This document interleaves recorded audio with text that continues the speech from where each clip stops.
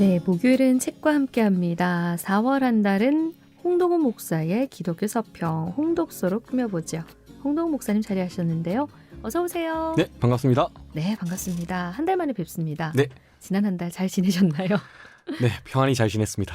네, 이번 또 한 달은 어떤 주제를 가지고 책을 소개해 주실지 기대가 되는데요. 이번 달 어떤 주제를 다뤄볼까요? 네, 이제 돌아오는 주일이 부활절이죠. 네. 그래서 이번 한 달 동안은 좀 예수님의 부활에 대해서 좀 이런저런 생각해 볼 수 있는 그런 책들을 좀 소개해 볼까 합니다. 네. 제가 외람되지만 이런 질문을 해도 될런지 모르겠지만 예수님의 부활을 믿으시는가요? 네, 예수님의 부활 믿습니다. 그런데 예수님의 부활을 그리스도인이라면 당연히 믿어야 되는 거 아닌가 이렇게 생각을 하거든요. 네, 그렇죠. 우리가 매주 사도신경을 공적으로 이제 고백하는 그 교회에 다닌다면 네. 매주 우리가 예배를 시작하면서 몸이 다시 사는 것과 영원히 사는 것을 믿습니다. 네. 그러니까 부활과 영생을 믿는다고 고백을 할 겁니다. 그 말은 우리가 부활과 영생을 믿어야 비로소 그리스도인이고 예배를 드릴 수 있는 자격을 가지고 있다. 뭐 이런 말이기도 할 거예요. 네. 그런데 우리가 좀 이렇게 생각을 해보면 좋을 것 같아요.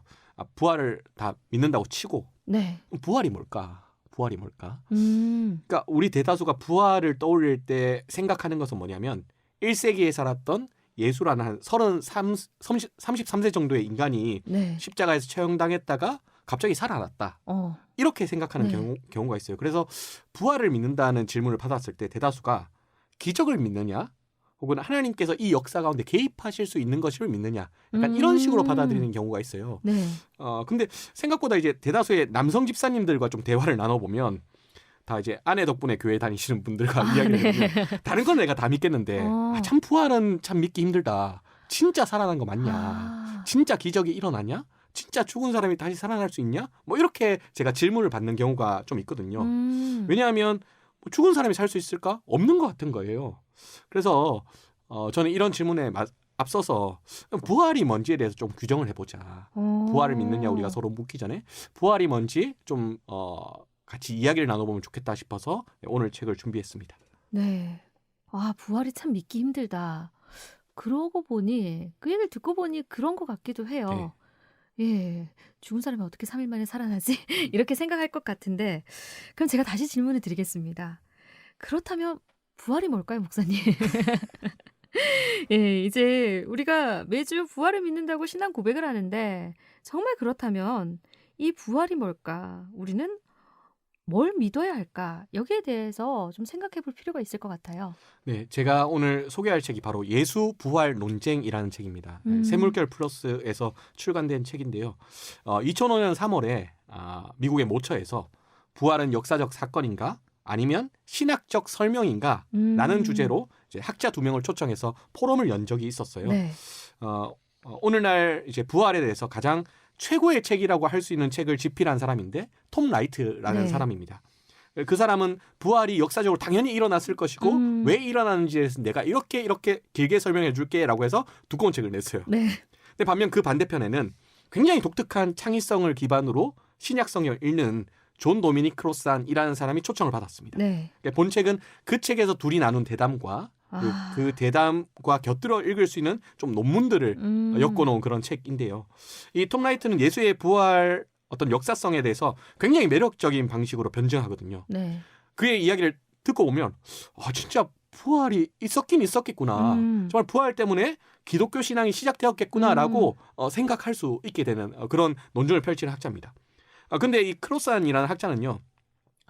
예수님의 부활 자체가 사실은 제자들이 겪었던 신비 체험이지 않을까? 이러면서 굉장히 회의적인 질문을 던져요. 네. 근데 우리가 여기에서 너무 멈칫하지 말고 크로산이 하는 얘기를 잘 들어보면 이 사람은 신비 체험이라 할지라도 부활 신앙 자체가 어떤 의미를 지니고 있는지 이런 이야기를 잘 설명해 줍니다. 네. 그래서 저는 이 책을 소개하면서 두 가지를 노리고 있는데 하나는 부활을 너무 잘 믿는다고 고백하시는 분이 있어요. 또 한편으로는 진짜 부활은 참 믿기 힘들다라고 말씀하시는 분이 있어요. 근데 서로 다른 생각을 가진 두 분이 그래도 부활 신앙에 대해서 요거 정도는 우리가 합의하고 부활 신앙을 믿는다는 것은 이런 의미다라고 좀 우리가 정리를 할 수 있으면 좋겠다 싶어서 오늘 이 책을 가져와 봤습니다. 예수 부활 논쟁. 말 그대로 무척 논쟁적인 책이 아닐까 이런 생각 어렴풋이 해보는데요. 말씀하신 존 도미닉 크로산의 경우에는 부활을 믿지 않는 거 아닌가라는 이런 의문도 생기고요. 예수님이 진짜 살아있는 게 아니라 단순히 제자들이 신비 체험으로 인식했다. 이렇게만 받아들이면 아마 이 이야기의 마무리가 네네네. 과연 어떻게 될까? 약간 퀘스천 마크가 생기기 네네. 마련인데 그럼에도 어떻게 신앙인이라 할 수 있지? 뭐 이런 생각들, 여러 가지 질문들이 이제 복합적으로 생기게 되거든요. 자, 이 이야기를 좀 구체적으로 이 사람의 주장을 좀 살펴봐야 될 것 같아요. 네, 제가 크로산의 입장에 있어서 네. 그의 주장을 잘 설명을 해보겠습니다. 네네. 그 누가복음에 보면 이제 엠마오로 가던 두 제자가 예수님의 부활하신 예수님을 만난 그 사건 이야기가 있죠. 네. 그 이야기 보면 굉장히 흥미로워요. 예수님이 옆에 있는데 모르거든요. 부활하신 예수님이 있는데. 네. 그래서 집에 가서 함께 식사하자는 초대를 건넨 이후에 떡을 뗄 때 그때 예수님이 부활하신 예수님이구나 알아보게 된단 말이죠. 그리고 이제 말씀을 듣습니다. 근데 엠마오 이야기만 그런 게 아니라 대부분의 이 부활 체험 이야기는 굉장히 이상해요. 신비스럽다는 거죠. 쉽게 말해 제자들은 부활하신 예수님을 만났다고 생각을 하긴 했을 거예요. 스스로가. 부활하신 예수님 만났다. 근데 이렇게 신비스러운 느낌으로 구성된 이야기, 신비스러운 느낌으로 작성된 이야기를 있는 그대로 일어난 일이라고 크로스는 받아들이기가 좀 쉽지 않다는 거예요. 굉장히 신비에 휩싸여서 자기도 무슨 말인지 하는지 모르는 그 상황에서 쓴 게 아닐까. 실제 일어났다고 말할 수 있을까? 여기에 대해서 약간 회의가 있는 거예요. 즉 크로스는 이 부활이 예수님의 부활이 실제 일어났냐 일어나지 않느냐 이렇게 물으면 검증 불가능하다. 모르겠다. 이렇게 여기는 겁니다. 그리고 자기는 신비 체험으로 보더라도 크게 이렇게 무리가 되는 것 같지는 않다고 이야기해요. 그러면 그 이후의 이야기를 좀 들어봐야 되겠죠. 왜냐하면 이 사람은 예수라는 한 사람이 부활했느냐 안 했느냐보다 부활 신앙의 의미가 더 중요하다고 말하거든요. 네. 진짜 예수가 죽었냐 살았냐 그거는 좀 차치하고서라도 예수가 죽었다가 살아난 이후에 제자들이 그 부활 신앙을 가지고 무엇을 했느냐. 즉 부활 신앙이 어떤 의미가 있느냐. 말 그대로 예수 그리스도의 부활보다는 부활 신앙이 무엇인가가 더 중요하다고 크로스는 주장하는 겁니다. 그러니까 부활에 초점을 맞추기보다는 그 부활에 초점을 맞췄을 때는 신비적인 체험이 아닌가 이런 의문을 가졌다라는 거죠. 그렇지만 이 주장은 부활보다 부활 신앙이 더 중요하다라는 데 포커스를 둔다. 이 말씀을 들리는데 살짝 설득이 되는 것 같기도 하고요. 네. 여전히 마음 가운데 설득이 되는 것 같기도 하지만 그런데 그럴 수 있을까? 이런 생각도 들거든요. 네네. 왜냐하면 앞서 부활을 믿습니까?라고 목사님 이제 질문을 네네. 주셨을 때 네, 믿습니다. 네네. 왜냐하면 그 부활에 대한 의심을 해보진 않았기 네네. 때문에 믿습니다라고 얘기했지만 또 이 얘기를 들으면서 그래 믿기가 어려울 수도 있겠지 이런 생각이 들면서 지금 여러 가지 복잡한 생각이 드는데요.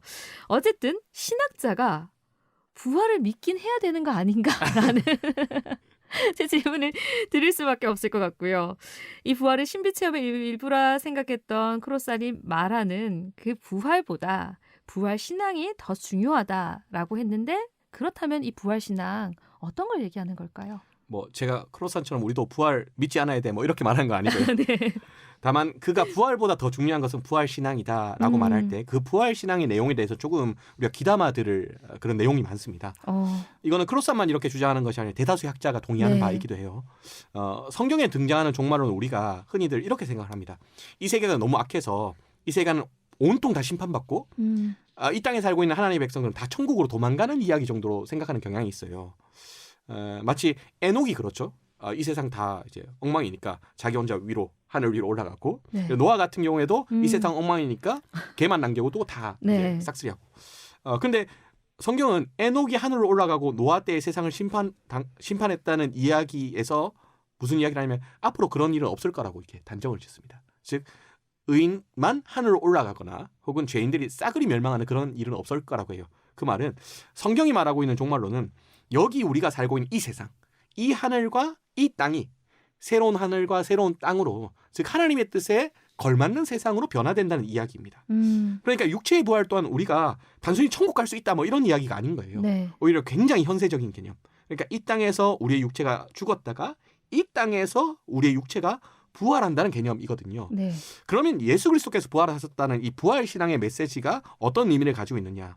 그 말은 여기 우리가 살고 있는 이 세상, 즉 이 하늘과 이 땅이 하나님의 뜻에 맞는 새 하늘과 새 땅으로 변화되기 시작했다. 네. 그 조짐이 예수란 한 인간에게서 나타났다. 이런 주장입니다. 즉 예수 그리스도가 부활의 첫 열매가 되셨다는 이야기가 우리도 예수님처럼 천국 간다 뭐 이런 이야기가 아니라 네네. 예수님이 이 세상에서 부활하셨던 것처럼 이 세상 또한 하나님의 뜻대로 변화되기 시작하고 있다. 이런 주장에 가깝습니다. 네. 즉 부활 신앙은 지금까지는 하나님께서 이 세상을 다스리지 않는 것처럼 보였지만 지금부터 하나님께서 이 세상을 다스리기 시작하는구나. 일종의 정치적 메시지에 가까운 거거든요. 이 세상의 신이 막기가 이제 패배했어. 하나님께서 이 세상을 이제 접수하셨어. 네. 그래서 이 세상은 이제 하나님의 뜻에 따라 점점 변화되기 시작할 거야. 그래서 우리는 하나님의 뜻에 서서 하나님 뜻대로 살자. 이게 바로 부활신앙의 의미다. 이게 이제 크로산이 주장하는 겁니다. 다시 정리를 해보자면 이 땅이 변화되기 시작한다. 네. 우리가 살고 있는 이 세계 자체가 하나님의 뜻대로 회복되는 이야기 속에서 예수님의 부활을 생각해봐야 된다. 이런 이야기다라는 네. 말씀이신데 그렇다면 예수님의 부활은 죽었다가 살아나는 기적에 대한 이야기가 아니라 이 세상 가운데 하나님의 뜻이 이루어지는 그 이야기다. 네. 이렇게 볼 수 있을 것 같고요. 우리가 하나님의 뜻이 하늘에서 이룬 것처럼 땅에서도 이루어지길 기도하는 그 주기도문 그 단락이 있잖아요. 네네. 그렇게 생각하니까 결국 부활은 이 세상의 법과 질서가 아니라 하나님의 법과 질서에 따르라는 그런 의미다로 받아지는데요. 부활보다 부활 신앙이 더 중요하다라고 말한 이유가 여기에 있는 거네요. 네네.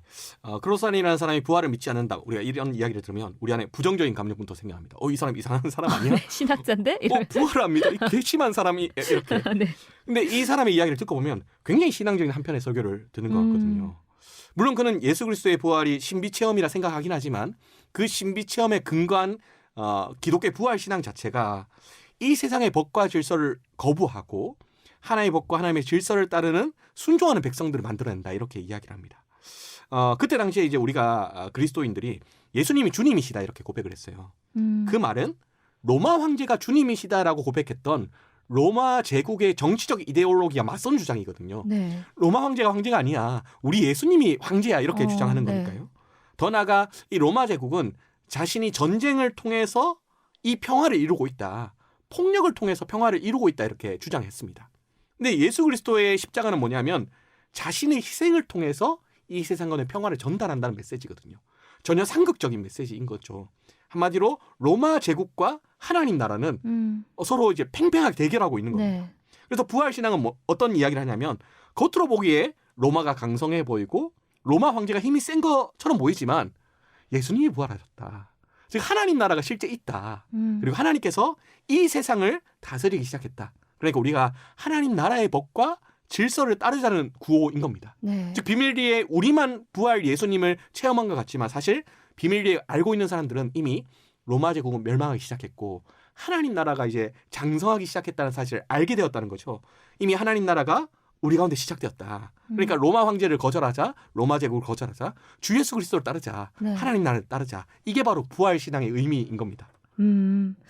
앞서 부활은 믿기 어렵다 하시는 분들이 새가족 가운데 네. 아내를 따라 교회에 오신 남편분들 가운데 그런 질문하는 분들이 많다 이런 얘기 하셨는데 네. 그런 분들에게 부활은 제자들 사이에서 그 신비적인 체험 네. 이렇게 주장하는 이 신학자의 이 네네. 주장이 약간 흥미롭게 다가올 수 있을 것 같다라는 네네, 생각이 그쵸. 들거든요. 그런데 그 흥미에서 시작해서 부활 신앙이 어떤 것인가까지 책을 마무리해서 읽게 된다면 은혜 받고 도전받지 않을까 네. 그런 생각 들고요. 그렇다면 이제 앞서 톰 라이트 네. 얘기를 해주셨어요. 네. 앞서 말씀하시길 예수 부활의 역사성에 대해서 강력하게 변증하는 학자다라고 말씀을 하셨거든요. 네네. 이 톰 라이트는 뭐라고 얘기했는지 어떻게 그 역사성을 강하게 변증하는지 궁금합니다. 톰 라이트가 굉장히 두꺼운 책을 썼어요. 네. 하나님의 아들의 부활이라는 말 그대로 부활에 대해서 굉장히 집대성한 책입니다. 네. 그가 어떤 작업을 했냐면 예수님 당시에 살았던 1세기 유대인들의 신앙을 샅샅이 조사했습니다. 그 사람들은 무엇을 믿었고 무엇을 믿지 않았는가. 네. 그래서 몇 가지 독특한 단서를 발견합니다. 그때 당시에 유대인들 대다수가 부활을 믿는 것이 아니었어요. 그러니까 부활을 믿는 사람 일부, 부활을 믿지 않는 사람 일부, 네. 뭐 이렇게 있었습니다. 그리고 4, 5세기나 부활에 대해서 정리된 견해가 없었습니다. 각자 생각이 다 달랐어요. 더 나아가 부활을 믿었던 유대인들의 어떤 생각들을 이렇게 살펴보면 그 사람들은 특정한 시점에 모든 죽었던 사람들이 부활할 거라 믿었지 한 사람이 부활했다고는 전혀 그렇게 생각하지 않았습니다. 네. 그리고 메시아가 죽었다가 부활한다는 그 개념도 전혀 찾아볼 수 없었어요. 그리고 메시아가 어떤 치욕적이고 폭력적인 죽음을 당할 거다. 이런 것도 전혀 어려운 상상이었고 네. 그가 다시 살아날 거다. 뭐 이런 개념도 없었습니다. 그러면 이런 생각이 전혀 없었던 유대인들 가운데 어떤 사건이 딱 일어나고 나서 갑자기 이렇게 주장하는 사람들이 생긴 거예요. 갑자기 예수님을 따르던 무리들이 예수님이 죽은 지 사흘 만에 갑자기 나타나서 우리 부활한 예수님 만났는데 다른 사람들은 부활 안 해도 우리 예수님은 부활했어. 우리가 따르는 메시아는 폭력적으로 굉장히 치욕적으로 죽음당했다가 다시 살아난 메시아야. 뭐 이렇게 전도하기 시작한 겁니다. 쉽게 말하면 예수 그리스도의 부활을 기점으로 이전엔 결코 찾아볼 수 없었던 생각과 삶의 변화들이 갑자기 폭발적으로 사람들의 모임 가운데 일어난 겁니다. 그래서 톰 라이트는 이렇게 말하죠. 굉장히 혁신적인 사건이 일어났다. 굉장히 혁신적인 사건이 일어났다. 네. 그러면서 이제 부활의 역사성을 주장하는 겁니다. 매우 논리적으로 또 합리적으로 부활에 대해서 변증하는 것 같은데요. 부활이 있기 전에 유대인들 사이에서 찾아보기 힘들었던 생각들 또 혹은 찾을 수 없었던 생각들이 어느 시점부터 막 등장하기 시작을 하고요. 그걸 주장한 사람들이 예수 그리스도의 부활을 봤다라고 증언을 했다라는 거죠. 네. 뭔가 대단한 혁신적인 사건이 있을 수밖에 없다는 거고요. 네. 예. 그러니까 톰 라이트가 말하는 부활은 1세기 당시 살았던 33살 청년이 갑자기 죽었다가 살아난 그 사건보다는 조금 더 넓은 범위예요. 그러니까 이 톰 라이트는 아까 이제 크로스한과 마찬가지로 부활한 이야기를 살펴볼 때 굉장히 신기한 점을 발견합니다. 네. 그게 뭐냐면 대부분의 예수님 이야기를 보면 그 이면에 보면 구약의 그림자가 있어요. 구약 성경에 비슷한 이야기를 찾아볼 수 있거든요. 네. 근데 부활 사건만큼은 구약의 그림자가 보이지 않습니다. 네. 굉장히 독보적인 이야기라는 거죠. 더군다나 예수님의 부활을 처음 전파한 사람 누구냐? 다 여자라는 겁니다. 그러니까 여자는 증인으로서 그때 당시에는 지위가 굉장히 떨어지는 사람들이죠. 그러니까 부활을 지어내려고 했다면 좀 더 믿음직스러운 예컨대 뭐 니고데모 같은 사람들 네. 뭐 그런 사람들을 통해서 부활을 증언했을 건데 기록해봤자 사람들이 믿지도 않을 기록을 기록했다. 그 말은 있었을 가능성이 높겠다. 즉 이 여성들이 이렇게 무덤 문을 열었을 때 실제 무덤이 없었던 사건은 아마 있었을 가능성이 높겠다. 이렇게 라이트가 추정합니다. 더 나아가 복음서에 있는 부활 이야기를 살펴봐도 굉장히 신기하거든요. 그 식사를 함께 나누기도 하고요. 몸을 만져보라 말하기도 합니다. 네. 근데 또 벽을 뚫고 나가기도 해요. 그러니까 도저히 있을 수 없는 사건을 겪은 사람들의 당황함이 고스란히 기록되어 있다는 겁니다. 그래서 톰 라이트는 무덤에 갔는데 시체가 없었던 그 사건에서 기점하여서 그 이후에 제자들이 겪었던 굉장히 신비하게 예수님을 만났던 사건들을 통틀어서 부활이라고 말합니다. 이 어떤 사건 때문에 결국 이 사람들의 생각과 이 사람들의 행동이 완전히 변했을 것이다. 이렇게 주장합니다. 네. 그러면 이제 크로스안과 톰 라이트가 무척 뜨거운 논쟁을 벌이지 않았을까 네. 그런 생각 들거든요. 크로스안은 부활을 있는 그대로 믿기보다는 무척 신비적인 체험으로 축소하는 경향이 있는 것 같고요. 네. 톰 라이트는 부활이 있는 그대로 일어났을 가능성이 높게 보인다 이렇게 보여지거든요. 조금은 약간 어려운 이야기일 수도 있는데요. 네. 두 견해의 차이는 결국은 공생에 대한 이해 차이에서 좀 기이네요. 크로스안은 예수님께서 남기셨던 말씀과 그리고 예수님께서 행하셨던 일들을 이렇게 연구해 볼 때 굉장히 독특하다 이야기합니다. 그래서 크로스안이 볼 때는 제자들이 예수님의 공생의 당시부터 제자들은 예수님을 메시아로 믿었을 거다. 그리고 하나님 나라 운동에 가담했을 것이다. 그래서 크로스안은 어떤 이야기를 하냐면 부활 사건은 사실 제자들이 경험하지 않아도 될 만한 사건이었다. 그런데 자신이 너무나 따르던 하나님 나라 운동의 중심인 메시아가 죽어버리니까 네. 그 이후에 그를 향한 그리움과 어떤 사무침이 부활 사건을 만들어내지 않았을까. 그 신비로운 기적이 일어나지 않았을까. 그래서 부활 사건을 덧붙여진 약간 부록, 후기 정도로 보는 경향이 있습니다. 근데 톰 라이트는 자기가 복음서를 연구해 보니까 제자들이 예수님을 오해했다는 거예요. 잘 모른다는 겁니다.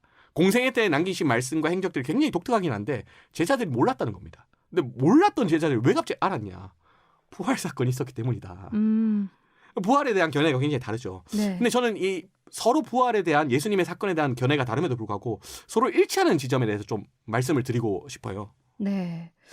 크로사는 부활을 믿지 못하지만 공생의 기간 동안 예수님께서 행하셨던 일들을 믿는 편이었고 네.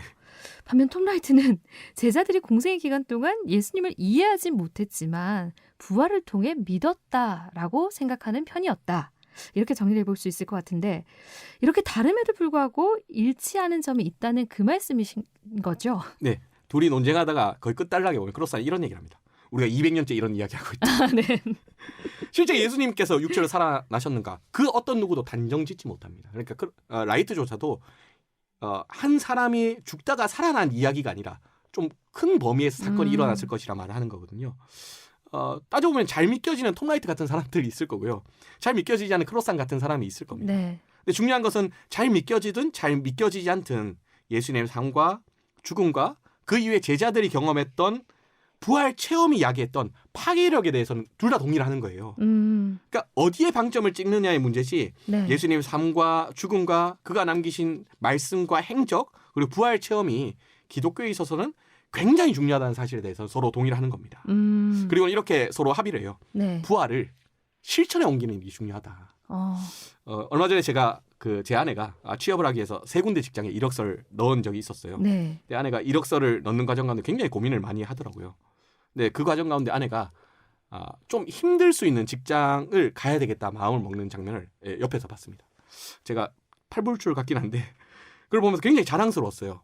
적어도 아내가 직장을 선택하는 이 순간만큼은 굉장히 신앙적인 선택을 하고 있구나. 대우나 연봉이나 근무 환경을 고려하는 것이 아니라 진짜 하나님이 가라 하시는 곳에 가려고 하는구나라는 그 장면을 보고 너무 이렇게 뿌듯했거든요. 네.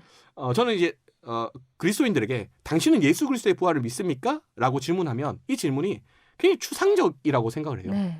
어릴 때부터 교회 열심히 다니는 사람들은 믿습니다 이렇게 이야기를 하고요.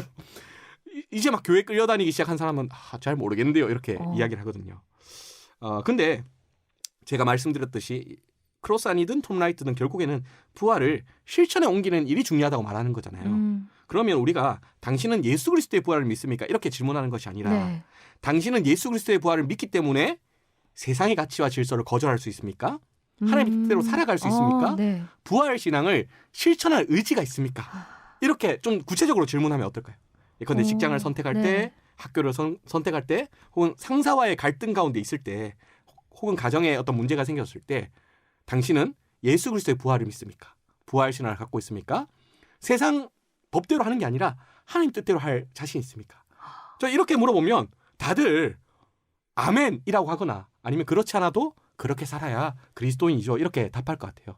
그래서 우리가 이 부활 신앙에 대해서 의미를 좀 되새겨보고자 해서 제가 오늘 이 책을 소개했습니다. 네, 오늘 예수 부활 논쟁이라는 책을 소개해 주셨는데요. 부활 신앙 실천할 의지가 있습니까? 이 질문, 네. 이 질문을 새겨보도록 하겠습니다.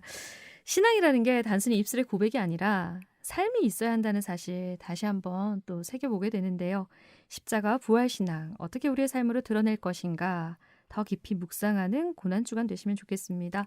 오늘 홍독서 홍동호 목사님과 함께했습니다. 여기까지 나누죠. 귀한 말씀 감사합니다.